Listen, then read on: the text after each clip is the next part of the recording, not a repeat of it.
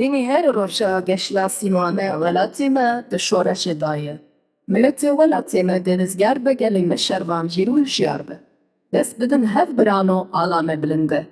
Xaka azadbûyî çiqas rind û bihagiran e. Ev dinya de warê me valayê îro têkoşîn li hember dijmin çare.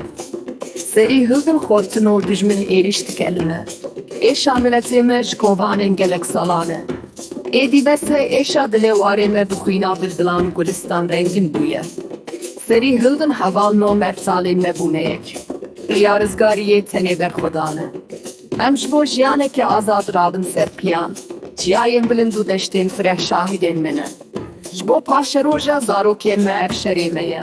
Heta dawî em ê bibine yek û bimeşin.